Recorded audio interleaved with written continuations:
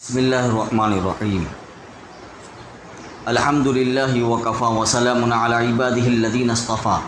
اما بعد فاعوذ باللہ من الشیطان الرجیم بسم اللہ الرحمن الرحیم وَإِذْ جَعَلْنَا الْبَيْتَ مَثَابَةً لِلنَّاسِ وَأَمْنًا وَاتَّخِذُوا مِن مَّقَامِ إِبْرَاهِيمَ مُصَلًّى وَعَهِدْنَا إِلَىٰ إِبْرَاهِيمَ وَإِسْمَاعِيلَ أَن طَهِّرَا بَيْتِيَ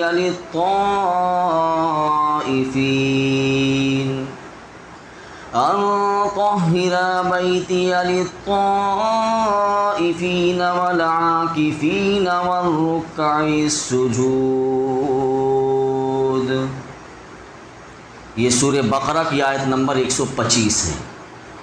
اللہ رب العزت ارشاد فرماتے ہیں، اللہ رب العزت کے ارشاد کا خلاصہ یہ ہے، اور وہ وقت یاد کرو جب ہم نے بیت اللہ کو لوگوں کے لیے ایسی جگہ بنایا جس کی طرف وہ لوٹ لوٹ کر جائیں اور جو سراپا امن ہو۔ یعنی اللہ رب العزت نے بیت اللہ کی یہ حرمت رکھی ہے کہ نہ صرف مسجد حرام میں بلکہ اس کے ارد گرد کے وسیع علاقے میں جسے حرم کہا جاتا ہے نہ کسی انسان کو قتل کیا جا سکتا ہے، اور نہ شدید دفاعی ضرورت کے بغیر جنگ کرنا وہاں جائز ہے، اور نہ کسی جانور کا شکار وہاں حلال ہے، اور نہ کوئی جو خود سے پودا اگتا ہے جس کو خضرو پودا کہتے ہیں، نہ تو اس خضرو پودے کو اکھاڑنے کی اجازت ہے۔ کچھ بھی وہاں یعنی ایسا کوئی کام کرنا جو یعنی جس سے اللہ کے رسول صلی اللہ علیہ وسلم نے منع کیا ہو، جیسے ایک معمولی سی بھی چیز، جیسے پودا اگ رہا ہے، کوئی تنکا زمین سے اگ رہا ہے، اس کو اکھاڑ کر پھینکنے کی بھی اجازت نہیں ہے، یا امن کا گھر ہو، اور نہ کسی جانور کو قید رکھا جا سکتا ہے وہاں، یعنی کوئی پرند یا کوئی جانور، کوئی بھی جاندار چیز جو ہے وہاں بیت حرام کے اندر، مسجد حرام کے اندر اس کو قید بھی نہیں رکھ سکتے ہیں وہاں۔ اس طرح جو ہے یہ صرف انسانوں ہی کے لیے نہیں بلکہ حیوانات یا کہہ دیجیے نباتات جو زمین سے اگ رہا ہے اس کے لیے بھی امن کی جگہ اللہ رب العزت نے بنایا ہے۔ وہی اللہ رب العزت فرماتے ہیں، اور وہ وقت یاد کرو جب ہم نے بیت اللہ کو لوگوں کے لیے ایسی جگہ بنایا جس کی طرف وہ لوٹ لوٹ کر جائیں اور جو سراپا امن ہو۔ اور آگے اللہ رب العزت فرماتے ہیں، وَعَهِدْنَا إِلَىٰ إِبْرَاهِيمَ وَإِسْمَاعِيلَ، اور ہم نے ابراہیم اور اسماعیل کو یہ تاکید کی کہ تم میرے گھر کو ان لوگوں کے لیے پاک کرو جو یہاں طواف کریں اور اعتکاف میں بیٹھیں اور رکوع اور سجدہ بجا لائیں۔ آگے کی آیت میں اللہ رب العزت اوپر کی جو آیت ہے اس میں فرمایا، وَاتَّخِذُوا مِن مَّقَامِ إِبْرَاهِيمَ مُصَلًّى، اور تم مقام ابراہیم کو نماز پڑھنے کی جگہ بنا لو۔ یہاں سے اللہ رب العزت خانہ کعبہ کی فضیلت بیان کر رہے ہیں۔ دراصل بات یہ ہے کہ یہود جس کا تذکرہ یہاں سے کہہ لیجئے کہ پہلے پاؤں پارے سے چل رہا ہے یہاں تک، ابھی تک یہود کا تذکرہ ہوا، تو یہودی اصل میں جو بیت اللہ ہے اس کی فضیلت کے قائل نہیں تھی۔ اسی طریقے سے جو مسلمان حج کرتے ہیں وہاں وہ حج بیت اللہ کو بھی ایک فضول حرکت جانتے تھے، اور وہ کہتے تھے کہ یہ صرف جو ہے عرب کے جاہلوں کا طریقہ ہے، چونکہ وہ لوگ بھی ابراہیم علیہ السلام کو مانتے تھے، یعنی یہودی ہو یا نصرانی، یا عیسائی ہو یا یہودی، وہ سارے کے سارے لوگ جو ہے ابراہیم علیہ السلام کو مانتے ہیں۔ تو کہتے تھے کہ ابراہیم علیہ السلام کا یہ طریقہ نہیں ہے، اور نہ اس کعبہ کو حضرت ابراہیم علیہ السلام نے بنایا ہے، اور نہ حاجیوں اور طواف کرنے والوں کے لیے یہ مقرر فرمایا ہے۔ تو اس آیت میں اللہ رب العزت یہود کی اس خیال باطل کا رد فرما رہے ہیں، اور بتلایا جا رہا ہے کہ خانہ کعبہ کو لوگوں کا معبد اور مرجع خلائق اور مقام امن یہ اللہ رب العزت نے ہمیشہ سے ہی بنایا ہے۔ وہی اللہ رب العزت فرماتے ہیں، وَإِذْ جَعَلْنَا الْبَيْتَ مَثَابَةً لِلنَّاسِ وَأَمْنًا، اور وہ وقت بھی یاد کرنے کے قابل ہے جس وقت ہم نے خانہ کعبہ کو لوگوں کا معبد یعنی عبادت کرنے کی جگہ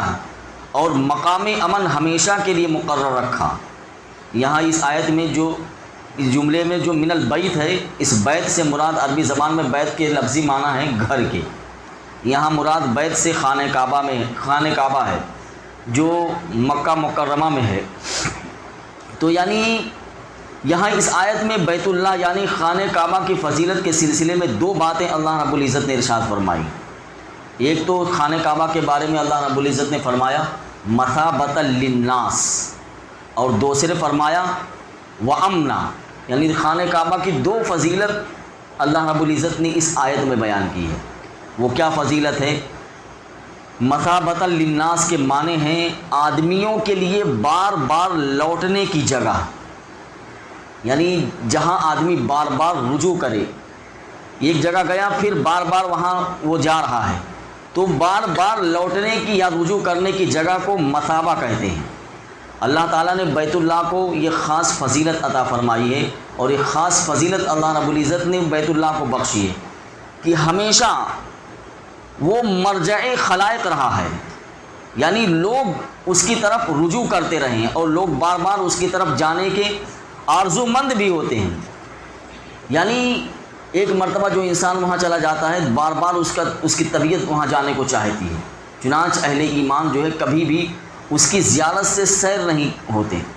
جب بھی ان کو موقع ملتا ہے وہ اس خانہ کعبہ کی زیارت کے لیے جاتے ہیں، اور دل میں ایک تڑپ ہوتی ہے کہ اللہ بار بار ہم کو اس یعنی خانہ کعبہ کی زیارت کرائے، تو ہر مرتبہ پہلے سے زیادہ زیارت و طواف کا شوق لے کر وہاں جاتے ہیں۔ تو اللہ تعالیٰ نے اہل ایمان کے دل میں خانہ کعبہ کا ایسا جذبہ شوق رکھا ہے، بالکل کہہ لیجئے کہ چمبک کی طرح، مقناطیسی کی طرح ڈال دیا ہے، اس لیے لاکھوں آدمی دور دراز سے وہاں آتے ہیں، اور آج نہیں بلکہ روزانہ کتنے ہزار آدمی جو ہے وہاں کا سفر کرتے ہیں، اور بیت اللہ ہی کا وصف ہے کہ بار بار وہ لوگ حج کرتے ہیں اور بیت اللہ کو دیکھ کر ان کا دل نہیں بھرتا ہے۔ تو دوسری صفت اللہ رب العزت نے اس میں بیان کی ہے وامنا، یعنی امن کی جگہ اللہ رب العزت نے بیت اللہ کو بنایا ہے۔ تو خانہ کعبہ کی عمارت اور اس کے ارد گرد کا جو علاقہ ہے وہ حرم میں داخل ہے، تو اس میں نے کہا نا کہ خون ریزی نہیں ہو سکتی ہے یا جانوروں کا شکار وہاں قطعاً ممنوع ہے۔ یہاں تک کہ زمانے جاہلیت میں جب اسلامی حکم یعنی اسلام نہیں آیا تھا، زمانے جاہلیت میں بھی لوگ عربوں میں یہ دستور تھا کہ حرم میں وہ بہت اس کا احترام کرتے تھے، یہاں تک کہ اگر اپنے باپ یا بھائی کے قاتل کو بھی اگر وہ حرم میں دیکھ لیتے تو اس کو نہیں چھیڑتے تھے۔ یہ زمانے جاہلیت میں بھی وہ لوگ اس کا احترام کرتے تھے۔ یہاں احترام اتنا ان کے دل میں اتنا تھا کہ اپنے باپ اور بھائی کے قاتل کو بھی وہاں سے اگر وہاں چلا جاتا تھا تو اس کو چھیڑتے نہیں تھے، اس سے انتقام نہیں لیتے تھے، یہاں تک کہ وہ حرم سے باہر آ جائے۔ تو عام جنگ و قتال کو بھی وہ لوگ حرام میں یعنی مسجد حرام میں یہ کیا کہہ لیجئے کہ یہ سمجھ لیجئے کہ اس کو حرام سمجھتے تھے، قتال کو بھی وہ حرام سمجھتے تھے۔ شریعت اسلامی میں بھی یہ حکم جو ہے جو زمانے جاہلیت میں ان کا تھا، اللہ رب العزت نے اس حکم کو یعنی امت محمدیہ میں بھی یا شریعت اسلامیہ میں بھی اس حکم کو جو ہے اللہ رب العزت نے اسی طرح باقی رکھا ہے۔ لیکن جب فتح مکہ ہوا، دیکھیے فتح مکہ کے دن چند گھنٹوں کے لیے یا تھوڑی دیر کے لیے رسول اللہ صلی اللہ علیہ وسلم کے واسطے جو ہے اس سرزمین سے یا ارض حرم میں قتال کو جائز قرار دیا گیا تھا، یعنی تھوڑی دیر کے لیے اس کی حرمت کو اٹھا لیا گیا تھا، مگر اسی وقت پھر ہمیشہ کے لیے حرام قرار دے دیا گیا۔ رسول اللہ صلی اللہ علیہ وسلم نے مکہ کے خطبے میں اس کا اعلان بھی فرما دیا تھا۔ الغرض جو ہے اس درجہ خانہ کعبہ کو اللہ رب العزت نے امن کی جگہ بنایا ہے، اور اللہ رب العزت فرماتے ہیں وَاتَّخِذُوا مِن مَقَامِ إِبْرَاهِيمَ مُصَلًّى، اور بناؤ مقام ابراہیم کو نماز کی جگہ، یعنی مقام ابراہیم ایک جگہ ہے جہاں حج کرنے لوگ جاتے ہیں تو دیکھے ہوں گے، وہ اس جگہ کا نام مقام ابراہیم ہے۔ مقام ابراہیم سے مراد جو ہے وہ پتھر ہے جس پر چڑھ کر حضرت ابراہیم علیہ السلام نے خانہ کعبہ کی تعمیر کی تھی۔ جیسے یعنی لوگ کہتے ہیں، مفسرین کہتے ہیں کہ وہ پتھر بھی جنت سے آیا تھا۔ اس کی خاصیت یہ تھی کہ جیسے تعمیر بلند ہوتی تھی وہ پتھر جو ہے خود بخود اوپر اٹھتا جاتا تھا، جیسے یہاں تعمیر کرتے ہیں بلڈنگ وغیرہ تو کچھ رسی سے باندھ کر لکڑی وغیرہ یعنی رکھ دیتے ہیں، اس کے اوپر چڑھ چڑھ کر جو ہے اوپر پہنچتے ہیں۔ ایسے ہی وہ پتھر کی خاصیت یہ تھی کہ جیسے جیسے خانہ کعبہ کی تعمیر بلند ہوتی تھی وہ پتھر خود بخود، اس کو اوپر اٹھانے کی ضرورت نہیں تھی، وہ پتھر خود بخود بلند ہو جاتا تھا۔ تو حضرت ابراہیم علیہ السلام جو اس پر چڑھ کر ان کے پیروں کے نشانات بھی، یعنی یہ دیکھ لیجئے کہ پیغمبر کی جلالت کتنی بڑی ہے کہ اس جلال کے آگے جو ہے پتھر بھی پگھل گیا اور حضرت ابراہیم علیہ السلام کے پیر کے نشان جو ہے، دونوں پیر کے نشان اس پتھر پر پڑ گئے۔ نیچے سے ان کے بیٹے اسماعیل علیہ السلام جو ہے پتھر یا گارا جو ہے پکڑاتے تھے اور دعا کرتے رہتے تھے، ربنا تقبل منا انک انت السمیع العلیم۔ تو اس پتھر پر حضرت ابراہیم علیہ السلام کا جو مبارک قدم کا نشان پڑا ہوا ہے بطور معجزہ کے تھا۔ اس کو سعودی عرب کے جو ایک بادشاہ گزرے ہیں شاہ فیصل، ان کے زمانے میں جو ہے اس کو شیشے کے اندر یہ پتھر محفوظ کر دیا گیا ہے۔ خانہ کعبہ کے طواف کے بعد جو ہے 2 رکعت نماز طواف کی نیت سے یعنی نفل پڑھنا یہ تو واجب ہے، امام شافعی رحمۃ اللہ علیہ کے نزدیک، اور اسی طریقے سے امام حنیفہ رحمۃ اللہ علیہ کے نزدیک واجب ہے یہ ہر طواف کے بعد۔ تو یہاں 2 رکعت نماز کہتے مقام ابراہیم پر پڑھنا جو ہے یہ ضروری ہے۔ اگر کسی کو جگہ نہ ملے تو مسجد حرام میں کسی بھی جگہ طواف کی نیت سے 2 رکعت نماز پڑھ سکتا ہے۔ اس کو طواف یعنی کہتے ہیں نفل کے طواف ہیں۔ یہ طواف کے بعد 2 رکعت جب انسان طواف کرے گا 2 رکعت اس کو پڑھنا ہی پڑے گا، چاہے وہ مسجد حرام کے اندر پڑھے چاہے یہاں مقام ابراہیم کے پاس پڑھے۔ تو اللہ رب العزت نے فرمایا وَعَهِدْنَا إِلَىٰ إِبْرَاهِيمَ وَإِسْمَاعِيلَ أَن طَهِّرَ بَيْتِيَ لِلطَّائِفِينَ وَالْعَاكِفِينَ وَالرُّكَّعِ السُّجُودِ، یعنی یہود اور نصارہ جو حج بیت اللہ کے منکر تھے ان سب کو یہ بتلایا جا رہا ہے کہ اللہ تعالیٰ ہی نے حضرت ابراہیم علیہ السلام اور حضرت اسماعیل علیہ السلام کو حکم دیا تھا کہ بیت اللہ یا کہہ دیجئے بیت العتیق، عتیق اس وجہ سے کہا جاتا ہے کہ عتیق کے معنی آتے ہیں بہت پرانا، چونکہ یہ گھر اللہ کا بہت ہی پرانا ہے، بہت ہی قدیم ہے۔ تو بیت العتیق کو طواف کرنے والوں اور حج اور عمرہ میں آنے والوں اور اعتکاف کرنے والوں اور نماز پڑھنے والوں کے لیے کہا تھا کہ تم اس کو خوب پاک صاف رکھا کرو، ان طہرا بیتیا، یعنی میرے گھر کو پاک کرو تم دونوں۔ طہرا یعنی اسماعیل اور ابراہیم علیہ السلام سے کہا جا رہا ہے کہ میرے گھر یعنی بیت اللہ کو پاک کرو، پاک صاف رکھو۔ یہاں ظاہری پاکی بھی مراد ہے کہ اس کو شرک کی گندگی سے پاک کرو، وہاں دل میں کوئی بھی اللہ کی وحدانیت کے، اللہ کی توحید کے علاوہ کوئی بھی دل میں خیال نہ ہو۔ اور یہاں بھی یہ بھی ظاہری گندگی مراد یہ ہے کہ بت اور شرک وغیرہ سے اس کو پاک کرنا۔ ایک ہے باطنی گندگی، باطنی گندگی کے اندر یہ ہے کہ انسان جو ہے دل کے اندر پتہ نہیں کون کون سے خیالات لے کر اور کون کون سی مطلب خدا کو دل میں بٹھا کر وہ دل میں وہ اس گھر میں جاتا ہے، تو اس گھر سے بھی اللہ رب العزت یعنی اس گندگی سے بھی اللہ رب العزت نے اس کو پاک صاف رکھنے کے لیے کہا۔ تو یہ صرف بیت اللہ کا ہی نہیں بلکہ جس دنیا میں جتنے مساجد ہیں تمام مساجد تو اللہ کا گھر ہیں،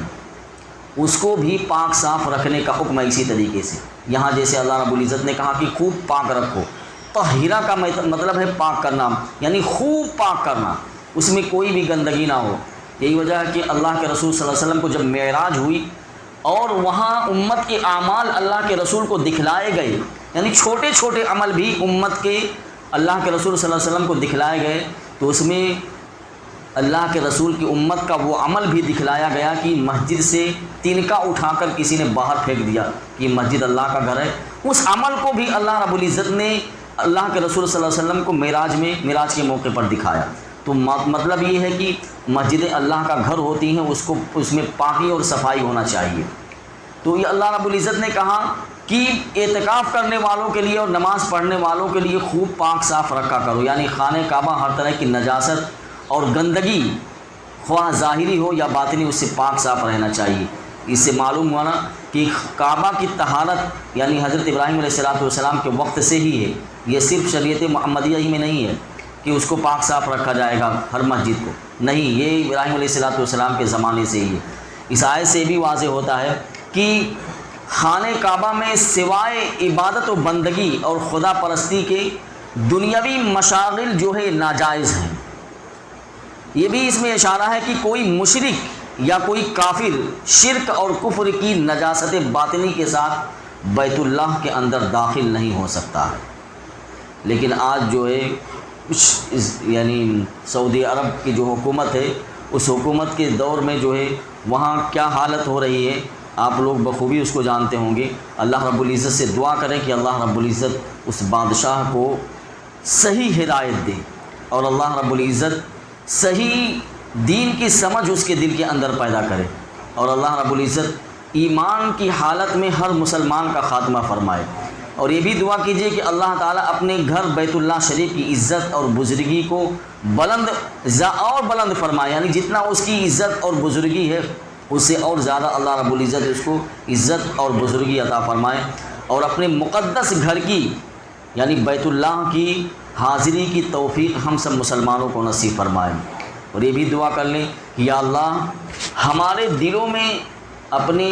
حرم محترم یعنی بیت اللہ کی سچی محبت اور سچی عظمت ہم سب کے دلوں میں عطا فرما، اور ہم میں سے ہر ایک کو